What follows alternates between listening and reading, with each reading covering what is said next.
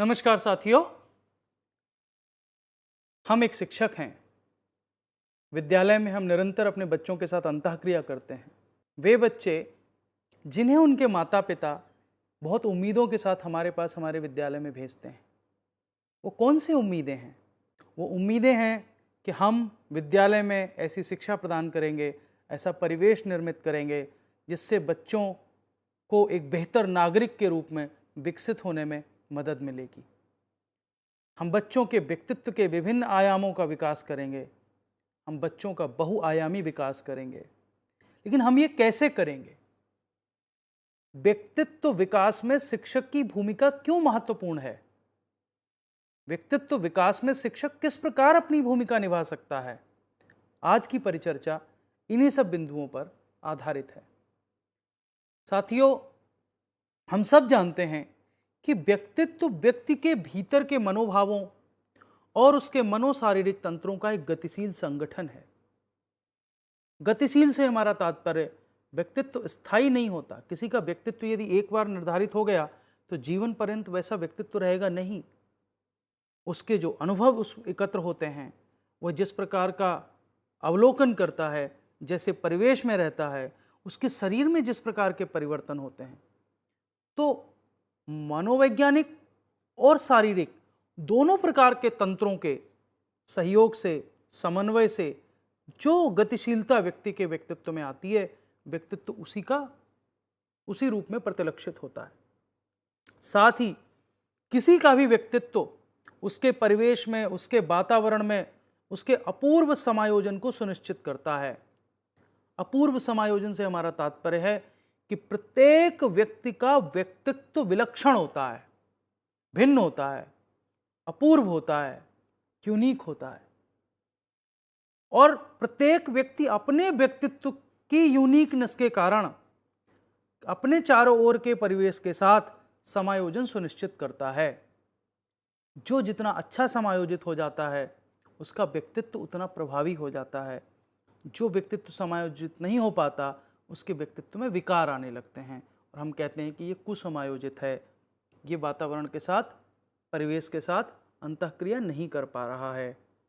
अर्थात व्यक्तित्व व्यक्ति के व्यवहार और व्यक्ति के विचार दोनों को एक अद्वितीय स्वरूप प्रदान करता है।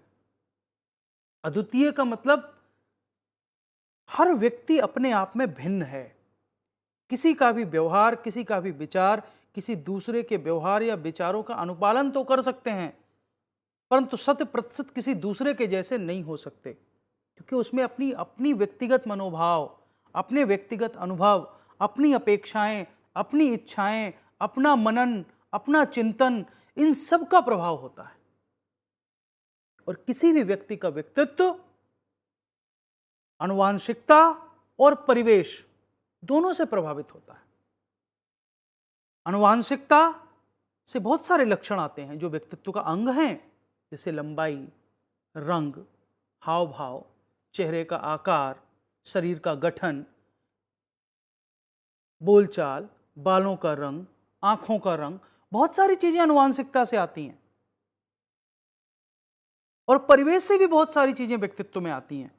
हम कैसा व्यवहार करते हैं, हम कौन सी भाषा सीखते हैं, हमारे अंदर कितने गुण आए हैं, हमने किन किन गुणों को ग्रहण किया है, हम दूसरों के साथ व्यवहार करते समय किन गुणों को प्रदर्शित करते हैं, हमने कौन से कौशल अर्जित किए हैं, सब व्यक्तित्व का अंग है।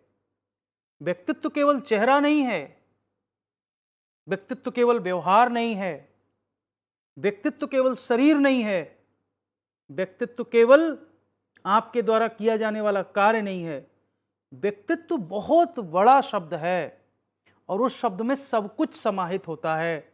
आपका रूप रंग, आपके चाल ढाल, आपका व्यवहार, आपकी बातचीत, आपके विचार, आपके मनोभाव, सब कुछ व्यक्तित्व में समाहित होते हैं। और ऐसा व्यक्तित्व बने हमारे बच्चों का, जो बच्चे समाज में समायोजित हो पाएं, जो बच्चे राष्ट्र के अच्छे नागरिक बन पाएं, ऐसे व्यक्तित्व के निर्माण की जिम्मेदारी माता पिता ने विद्यालय को सौंपी है। हम सब इस बात से सहमत हैं कि बच्चे का व्यक्तित्व तो केवल विद्यालय निर्मित नहीं करता। मैं ये नहीं कहता कि बच्चे के व्यक्तित्व के निर्माण की जिम्मेदारी विद्यालय पर है, मतलब केवल विद्यालय पर है, नहीं। लेकिन विद्यालय बच्चे के व्यक्तित्व निर्माण का एक महत्वपूर्ण अंग है, महत्वपूर्ण घटक है, क्योंकि बच्चा विद्यालय में रहता है, संगी साथियों के साथ अंतःक्रिया करता है, अध्यापक के साथ बातचीत करता है, उसका भाषा विकास होता है, उसके कौशल विकसित होते हैं, उसमें मूल्य निर्मित होते हैं। विद्यालय बहुत सारे आयामों में अपनी भूमिका निभाता है बच्चे के व्यक्तित्व की। और ऐसे में वहां हम हैं एक शिक्षक के तौर पर, तो यह हमारी जिम्मेदारी हो जाती है कि हम अपने बच्चों के व्यक्तित्व विकास में किस प्रकार अपनी भूमिका निभाएं। पाठ्यपुस्तकों में बहुत सारे तरीके सुझाए गए हैं, उसमें से कुछ महत्वपूर्ण तरीके हैं। आप व्यक्तित्व विकास में बच्चों पर ध्यान देकर उनका व्यक्तित्व विकास कर सकते हैं। आप अनुशासन स्थापित करके कर सकते हैं। आप आनंद और प्रेम के द्वारा संबंध विकसित करके कर सकते हैं। आपको धैर्य चाहिए, आपको प्रोत्साहन करना होता है और बच्चों में समझ विकसित करनी होती है। चलिए हम इन्हीं बिंदुओं पर आज की चर्चा में थोड़ा विस्तार से प्रकाश डालते हैं। ध्यान देकर, कहा जाता है अध्यापक यदि बच्चों पर ठीक से ध्यान दे तो बच्चों के व्यक्तित्व विकास का सबसे अच्छा तरीका यही है। सबसे अच्छा तरीका है उन पर ध्यान देना। और कितना आप ध्यान दे रहे हैं और कैसा ध्यान दे रहे हैं, यह भी महत्वपूर्ण है। आपके ध्यान की मात्रा और गुणवत्ता दोनों महत्वपूर्ण है।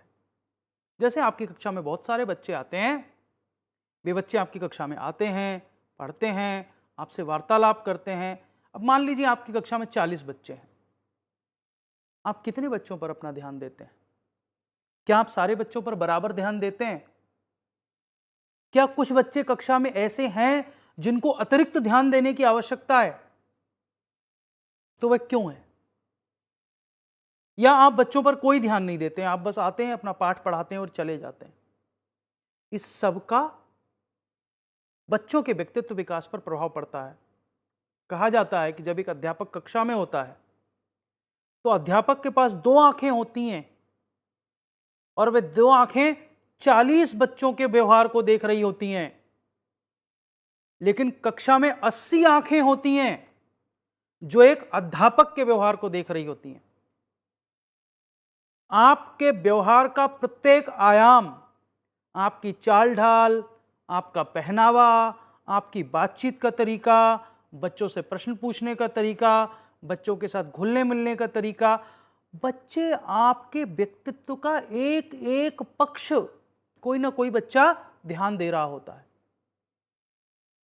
तो आपको भी बच्चों के प्रत्येक आयाम पर ध्यान देने की आवश्यकता है। अक्सर ऐसा होता है कि कक्षा में कोई बच्चा प्रश्न करते हैं, बहुत सारे बच्चे प्रश्न पूछते हैं कक्षा में, तो हमें उनका उत्तर तत्काल देना चाहिए, तुरंत देना चाहिए। होता क्या है कि बच्चों ने प्रश्न पूछा, ज्यादातर बच्चे प्रश्न पूछते हैं, कभी कभी अध्यापक समय की कमी के कारण या किसी कारण से कहता है ठीक है इस प्रश्न का उत्तर हम बाद में देंगे, और बाद में वो उत्तर देना भूल जाता है। तो धीरे धीरे बच्चे प्रश्न करना बंद कर देते हैं, और जब बच्चे प्रश्न करना बंद कर देते हैं, इसका उनके व्यक्तित्व के विकास पर नकारात्मक प्रभाव पड़ता है। हमें अपने बच्चों को प्रश्न पूछने वाला बच्चा बनाना चाहिए। कक्षा में हमेशा अध्यापक को प्रश्न नहीं पूछने चाहिए। कक्षा में अध्यापक प्रश्न पूछने नहीं जाता, कक्षा में बच्चे प्रश्न पूछने आते हैं। अध्यापक प्रश्नों के उत्तर ढूंढने में उनकी मदद करने आता है। बच्चों का एक गुण होता है, बच्चे चाहते हैं कि अध्यापक का ध्यान उनकी ओर आकर्षित हो। इसके लिए कुछ बच्चे कुछ अच्छे कार्य करते हैं और कुछ बच्चे कभी कभी कुछ शरारतें भी करते हैं। वो शरारतें बहुत बार बच्चे इसलिए नहीं करते कि बच्चे शरारती हैं, बच्चे इसलिए शरारतें भी कर सकते हैं कि बच्चे चाहते हैं शिक्षक का ध्यान मेरी ओर हो, शिक्षक मुझसे तो बात ही नहीं करता। कक्षा में 40 बच्चे हैं, शिक्षक की पसंद के 5 बच्चे हैं, वो केवल उन 5 बच्चों से बात करके पूरी कक्षा उन 5 बच्चों को पढ़ाकर चला जाता है पूरा विषय। ऐसा नहीं होना चाहिए। यदि आप बच्चे पर ध्यान ना दें या यदि आप बच्चे को अकेला छोड़ दें तो इसका बच्चे के व्यक्तित्व के विकास पर नकारात्मक प्रभाव पड़ता है। ऐसे बच्चे जिन पर घर में या विद्यालय में ध्यान न दिया जाए या जिन्हें अकेले छोड़ दिया जाए, तो ऐसे बच्चे के व्यक्तित्व में विकारों की संभावना बढ़ जाती है। इसलिए एक शिक्षक को जो उसका सबसे बड़ा यंत्र है व्यक्तित्व विकास का, वह है बच्चों पर ध्यान देना। दूसरा उपकरण जिसका प्रयोग हम करते हैं वो है अनुशासन। अनुशासन को आप नकारात्मक अर्थों में मत लीजिए। जब हम विद्यालय में अनुशासन की बात करते हैं तो सबसे पहले हम एक शिक्षक से अपेक्षा रखते हैं, आपसे अपेक्षा रखते हैं, स्वयं से अपेक्षा रखते हैं कि शिक्षक को स्पष्टवादी होना चाहिए, तत्पर होना चाहिए और ईमानदार होना चाहिए। अनुशासन का अर्थ क्रोधी होना, अक्खड़ स्वभाव का होना, कठिन पहुंच वाला होना नहीं है। यदि कोई शिक्षक के पास बच्चे जाना पसंद नहीं करते, शिक्षक से बच्चों को भय लगता है और उस भय के कारण बच्चे कुछ करते हैं, तो यह अनुशासन सकारात्मक अनुशासन नहीं है। हमें ऐसा अनुशासन विद्यालय में स्थापित नहीं करना। ऐसे अनुशासन से बालक का कोई व्यक्तित्व विकसित होने नहीं जा रहा।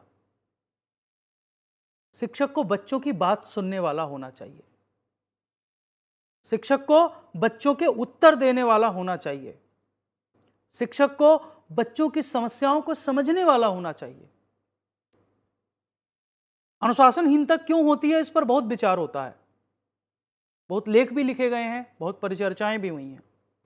लेकिन सामान्य विद्यालय में अनुशासनहीनता के कारणों पर यदि आप कभी क्रियात्मक शोध करें, और मैं चाहता हूं कि आप लोग एक क्रियात्मक शोध इस पर करें कि विद्यालयों में अनुशासनहीनता क्यों होती है, तो आप उसके कारणों में पाएंगे कि बहुत सारे बच्चे इसलिए अनुशासनहीनता करते हैं क्योंकि बिना अनुशासनहीनता किए उनकी ओर आपका ध्यान ही नहीं जाता, अर्थात आपका ध्यान आकर्षित करने के लिए करते हैं। कई बार उनके समक्ष कोई समस्या है जो वे अपने अध्यापक से बांटना चाहते हैं, अध्यापक से अपनी समस्या का समाधान पाना चाहते हैं, अध्यापक पर समय नहीं है, अध्यापक उनकी समस्या को समझने को तैयार नहीं है, या तो वो कहां जाते हैं, वो साथियों के पास जाते हैं।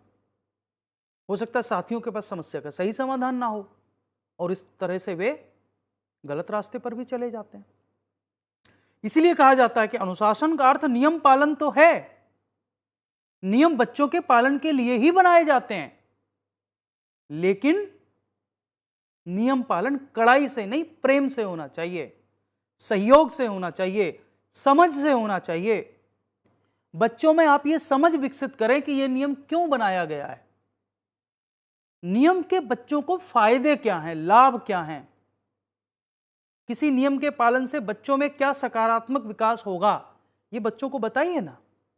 और अनुशासन अध्यापक की आवश्यकता के अनुसार नहीं होना चाहिए, अनुशासन बच्चों की आवश्यकता के अनुसार होना चाहिए। कई बार कक्षाओं में अनुशासन के नियम जो निर्धारित किए जाते हैं, बहुत सारे नियम लिखित नियम नहीं होते, अध्यापक, प्रधानाचार्य या विद्यालय तंत्र अपने विद्यालय के अनुसार अनुशासन के नियमों का निर्धारण कर देता है। लेकिन अनुशासन के नियमों का निर्धारण करते समय चिंतन के केंद्र में बच्चा और बच्चे की आवश्यकताएं होनी चाहिए। चिंतन के केंद्र में अध्यापक या प्रधानाचार्य की अपेक्षाएं नहीं होनी चाहिए। मैं यहां ये कहना चाहता हूं, यदि हमें बच्चों के सकारात्मक व्यक्तित्व का विकास करना है तो हमारे विद्यालयों में अनुशासन का स्वरूप बच्चों की आवश्यकता के अनुरूप होना चाहिए। बच्चों के अनुरूप यदि आप अनुशासन निर्धारित करेंगे तो आप निश्चित ही एक अच्छा सकारात्मक अनुशासन का वातावरण स्थापित कर पाएंगे। और केवल अनुशासन की बात नहीं, कभी कभी बच्चों के साथ आनंद और प्रेम के क्षण भी बिताने चाहिए।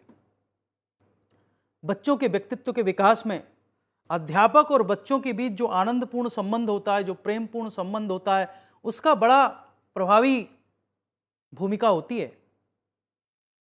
आपको ऐसे क्षण ढूंढने चाहिए जहां बच्चे अनुशासन और किताबी ज्ञान और एक परंपरा और जो प्रतिष्ठा और जो अनुशासन और जो सारी चीजें आपकी चल रही हैं उसके परे बच्चा शिक्षक के साथ मुक्त भाव से परिचर्चा कर सके, आनंद के क्षण व्यतीत हो सकें। और ये बच्चे कब करेंगे?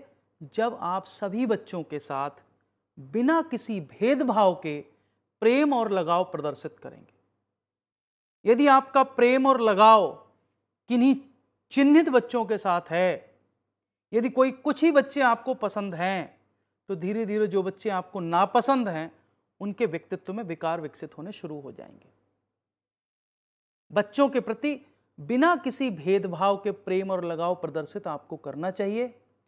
ऐसी प्रतिक्रियाओं में, ऐसी क्रियाओं में, ऐसे क्रियाकलापों में सभी बच्चों को शामिल करना चाहिए।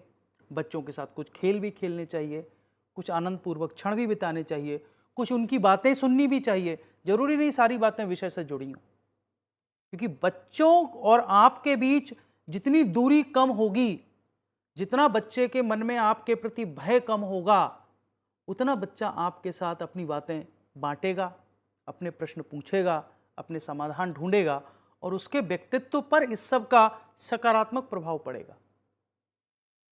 इसलिए एक शिक्षक को क्या आवश्यक है, बच्चे क्या कर रहे हैं यह जानना आवश्यक है,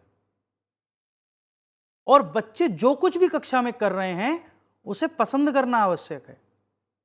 पसंद करना का अर्थ, आप ये मत मानकर चलिए कि बच्चे जो कर रहे हैं वो सब गलत ही करेंगे, अधूरा करेंगे, तो अधूरा करने दीजिए, लेकिन बच्चों को प्रोत्साहित करिए कि हाँ तुम ठीक कर रहे हो, ठीक दिशा में जा रहे हो, और करने की आवश्यकता है। और बच्चे क्या कर सकते हैं, उनकी क्षमताओं में भरोसा रखना होगा आपको। यदि अध्यापक ये मान ले कि मेरी कक्षा में जो बच्चे आए उनमें कोई क्षमता ही नहीं है, सारी क्षमता मुझे ही उनमें विकसित करनी है, तो आप कुछ नहीं कर सकते। बच्चों में अपार संभावनाएं होती हैं, बच्चों में अनंत क्षमताएं होती हैं। शिक्षक को उन अपार संभावनाओं को ढूंढकर, उनकी अनंत क्षमताओं का प्रयोग करके उनके व्यक्तित्व का विकास करना होता है, और यह सब प्रेमपूर्ण, आनंदपूर्ण वातावरण में होना चाहिए। एक और अपेक्षा है शिक्षक से जब हम बच्चों में व्यक्तित्व निर्माण की बात करते हैं, वह अपेक्षा है धैर्य की। बच्चे जो हमारी कक्षा में आते हैं, उनकी काम करने की गति, किसी भी कार्य को समझने की उनकी क्षमता, उनकी कक्षा में शिक्षकों से और साथियों से अपेक्षाएं, वे आपकी गति, समझ और अपेक्षाओं से भिन्न होती हैं, वे एक जैसी नहीं होती। कक्षा के सारे बच्चे आप जिस गति से पढ़ाना चाहते हैं उस गति से पढ़ लें, यह संभव नहीं है। आपने जितनी भी विषय वस्तु उनको समझाई है, सारी विषय वस्तु सभी बच्चों के समझ में आ जाए, यह भी असंभव है, क्योंकि उनकी समझने की क्षमता भिन्न भिन्न है। कुछ तेजी से समझने वाले हो सकते हैं, कुछ मध्यम गति से समझने वाले हो सकते हैं, कुछ को समझाने के लिए आपको अन्य अन्य प्रकार के उपकरणों का प्रयोग करना पड़ सकता है। और बच्चों की अपेक्षाएं आपकी अपेक्षाओं से भिन्न हो सकती हैं। आप चाहते हैं यह अध्याय पढ़ के बच्चा यह सीखेगा, बच्चा कहता है यह अध्याय पढ़ के मैंने कुछ और सीखा, तो जरूरी नहीं है कि आपकी अपेक्षाएं बच्चों की अपेक्षाओं की जैसी हों। इसलिए आपको बच्चों के साथ अंतःक्रिया करते समय, उनके साथ वार्तालाप करते समय, उनके साथ शिक्षण करते समय बहुत धैर्य की आवश्यकता होती है। और बच्चे जब कोई कार्य करें, आपने उनको कोई गृह कार्य दिया है, कोई परियोजना कार्य दिया है, कोई दत्त कार्य दिया है, कोई भी कार्य जब आप बच्चों को देते हैं, तो आप ये उम्मीद मत करें कि सभी बच्चे आपके द्वारा निर्धारित समय में ही उत्तर दे देंगे। बच्चों के कार्य करने की गति थोड़ी धीमी होती है, तो बच्चों के कार्य करने पर थोड़ा धैर्य रखना चाहिए। यदि बच्चों ने कार्य करने में कुछ गलती कर दी है तो उनकी बात धैर्य से सुननी चाहिए। था तो धैर्य बहुत बड़ी पूंजी है, एक शिक्षक को धैर्यवान होना चाहिए। बच्चों के कार्यों को प्रोत्साहन देना चाहिए कि हाँ तुमने ये काम बहुत अच्छा किया, ये काम तुमने ऐसे किया, इसमें कुछ और ये बिंदु और जोड़ लेते तो और अच्छा हो जाता, अगली बार जब इस काम को करना तो इसमें ये बिंदु, ये प्रक्रिया, ये वस्तु और प्रयोग करके देखना। बच्चे को सदैव प्रोत्साहन पूर्वक भाषा का प्रयोग करना चाहिए। कहा जाता है कि जो बच्चा आलोचना सुनता है वह आलोचना करना ही सीखता है। अर्थात यदि अध्यापक कक्षा में निरंतर बच्चों की आलोचना करे, या ऐसे बच्चे जो कुछ काम को ठीक से नहीं कर पाए, कुछ ने अधूरा छोड़ दिया, वह उनकी यदि निरंतर आलोचना करता है तो धीरे धीरे बच्चों में वही आलोचना घर कर जाती है, और फिर बच्चे केवल आलोचना करना ही सीखते हैं, वे आलोचक पहले हो जाते हैं। इसलिए कहा जाता है कि एक अध्यापक को बच्चों के अच्छे व्यवहार की सदैव प्रशंसा करनी चाहिए, भले ही वह छोटा सा व्यवहार हो, लेकिन प्रशंसा करनी चाहिए, तभी आप उनके गलत व्यवहार में सुधार कर सकते हैं। तो धैर्य जो है वो एक बड़ा उपकरण है बच्चों के व्यक्तित्व निर्माण का। यदि आप धैर्यशील होंगे, यदि आप बच्चों के कार्य रखने पर धैर्य करेंगे, यदि आप उनकी बात धैर्य से सुनेंगे, यदि आप बच्चों के कार्यों को प्रोत्साहन देंगे, तो बच्चों में भी धैर्य का गुण विकसित होगा। और धैर्य व्यक्तित्व का बहुत महत्वपूर्ण गुण होता है। धैर्यवान व्यक्तित्व बड़ा प्रभावी व्यक्तित्व होता है, क्योंकि वो दूसरों की बात सुनता है, तब अपनी प्रतिक्रिया देता है। एक और महत्वपूर्ण बिंदु है जिस पर मैं बात करना चाहता हूं, वह है समझ विकसित करना। किसकी समझ? मनोविज्ञान, बाल मनोविज्ञान कहता है, शिक्षा मनोविज्ञान कहता है, शिक्षक बच्चे को समझे। शिक्षक बच्चे को समझने से पहले खुद को समझे। मैं क्या हूं, मेरी क्या अपेक्षाएं हैं, मेरे व्यक्तित्व के क्या सकारात्मक पक्ष हैं, मेरे व्यक्तित्व में ऐसी कौन सी चीज है जिसका मेरे बच्चों पर सकारात्मक प्रभाव पड़ेगा, और मेरे व्यक्तित्व में ऐसी कौन सी चीज है जिसका मेरे बच्चों पर नकारात्मक प्रभाव पड़ेगा। मेरी भाषा, मेरा शब्द चयन, मेरा व्यवहार, मेरे हाव भाव, इन सब का बच्चों पर प्रभाव पड़ता है। इसीलिए कहता हूं कि यदि बच्चों के व्यक्तित्व का विकास करना है तो पहले अपनी समझ, अपने आप के बारे में समझ विकसित करिए। एक अध्यापक पहले खुद को समझे, फिर खुद को समझने के साथ साथ बच्चे के व्यक्तित्व के विकास के विभिन्न आयामों को समझे। व्यक्तित्व विकास के बहुत सारे आयाम होते हैं। व्यक्तित्व विकास में भाषा का भी भूमिका है, व्यक्तित्व विकास में व्यवहार की भी भूमिका है, व्यक्तित्व विकास में कौशलों की भी भूमिका है, व्यक्तित्व विकास में नैतिक चरित्र की भी भूमिका है। व्यक्तित्व तो बहुआयामी है, व्यक्तित्व के बहुत सारे आयाम हैं। शरीर ठीक से विकसित हो रहा है, यह भी व्यक्तित्व के विकास का आयाम है। तो क्या बच्चे की शारीरिक दृष्टि से ठीक विकास हो रहा है कि नहीं हो रहा है? यदि नहीं हो रहा है तो क्या उसके माता पिता से बात करने की आवश्यकता है? क्या उसको कुछ भोजन में परिवर्तन करने की, सुझाने की आवश्यकता है? क्या उसको किसी चिकित्सक के पास भेजने की आवश्यकता है? ये सब समझ हमें विकसित करनी होगी। हमें ऐसे क्रियाकलापों की समझ विकसित करनी होगी जो बच्चे के व्यक्तित्व के विकास में सकारात्मक योगदान करते हैं। और न केवल समझ विकसित करनी होगी, ऐसे क्रियाकलापों को हमें अपने शिक्षण में उपयोग करना होगा, उनको उसमें भाग दिलाना होगा। जैसे बच्चों के व्यक्तित्व के विकास में उदाहरण के तौर पर इसको ले सकते हैं हम कि एक बड़ा अच्छा आयाम है कि बच्चों को अपनी अभिव्यक्ति की अवसर मिलने चाहिए। तो ऐसे कौन से क्रियाकलाप हो सकते हैं जहां बच्चों को अभिव्यक्ति के अवसर मिलें? क्या हम भाषण करा सकते हैं? क्या कविता पाठ करा सकते हैं? क्या वाद विवाद प्रतियोगिताएं करा सकते हैं? क्या कोई नाटक करा सकते हैं? कोई रोल प्ले, भूमिका अभिनय कक्षा में करा सकते हैं? तो अगर हमें लगता है कि बच्चों के व्यक्तित्व का एक महत्वपूर्ण पहलू यह है कि बच्चों को अपनी बात कहना आना चाहिए, अपने आप को प्रदर्शित करना आना चाहिए, उनमें अपनी अभिव्यक्ति का गुण होना चाहिए, तो उनको अपनी बात अभिव्यक्त करने के कौन कौन से आयाम हो सकते हैं? यदि कोई बच्चा लिखित तौर पर अच्छी अभिव्यक्ति करता है तो क्या हम निबंध प्रतियोगिताएं आयोजित करा सकते हैं? कहानी लेखन आयोजित करा सकते हैं? कविता लेखन आयोजित करा सकते हैं? कौन कौन से क्रियाकलाप चाहिए? तो आपको बच्चों की समझ भी विकसित करनी है और उन क्रियाकलापों की समझ भी विकसित करनी है अपने अंदर। यदि आप अच्छे आवश्यक क्रियाकलापों की समझ अपने अंदर विकसित करेंगे तो आप उन क्रियाकलापों का प्रयोग कर पाएंगे। और अगला महत्वपूर्ण बिंदु है जिसकी मैंने पहले भी अभी चर्चा की है, शिक्षक को अत्यंत धैर्यवान और बहुआयामी होना चाहिए। धैर्यवान से मेरा तात्पर्य है कि शिक्षक को बच्चों की बात सुनने की क्षमता होनी चाहिए, बच्चों के प्रश्न सुनने की क्षमता होनी, केवल बच्चों का प्रश्न नहीं, बच्चों के माता पिता के प्रश्न भी, समुदाय के सदस्यों के प्रश्न भी, विद्यालय से जुड़े सभी भागीदार अपनी समस्याएं लेकर आते शिक्षक के पास ही हैं। बच्चे ने भोजन नहीं किया, माता पिता शिक्षक को शिकायत करते हैं। बच्चे के व्यवहार में कोई नकारात्मक पक्ष है, समुदाय का कोई सदस्य आकर अध्यापक को शिकायत कर सकता है। बच्चे को कोई चीज समझ नहीं आई, अध्यापक से बात करता है। तो अध्यापक को इतना धैर्यशील होना चाहिए, इतना धैर्यवान होना चाहिए कि वह प्रत्येक भागीदार का, बच्चों का, उनके माता पिता का, समुदाय के सदस्यों का, प्रधानाचार्य का, सबके विचारों को धैर्य से सुने। केवल सुने नहीं, उन पर चिंतन करे, समाधान ढूंढे, बच्चे से बात करे। और समाधान केवल शैक्षिक समाधान नहीं होते, कई बार व्यवहारिक समस्याएं होती हैं तो व्यवहारिक समाधान होते हैं, कई बार शैक्षिक समस्याएं होती हैं, शैक्षिक समाधान होते हैं, कई बार व्यक्तिगत समाधान हो सकते हैं, कई बार सामूहिक समाधान हो सकते हैं। तो शिक्षक की सोच का बहुआयामी होना आवश्यक है।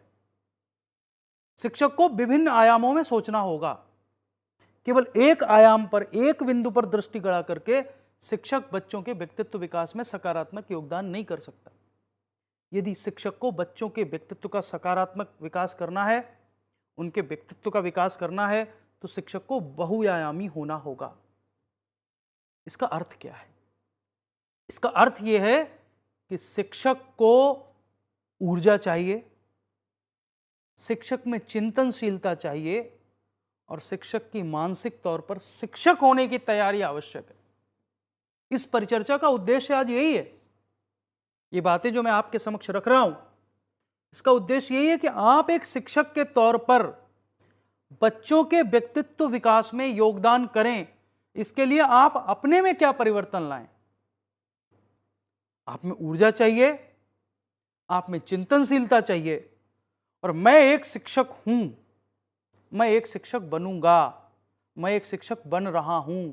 मैं बच्चों के व्यक्तित्व विकास में सकारात्मक योगदान करूंगा, मैं बच्चों के माता पिता की चिंताओं को दूर करूंगा, मैं बच्चों के प्रश्नों को सुनूंगा, मैं बच्चों के प्रश्नों के यथासंभव समाधान दूंगा, मैं बच्चों को विभिन्न क्रियाकलापों में भाग लेने के अवसर निर्मित करूंगा।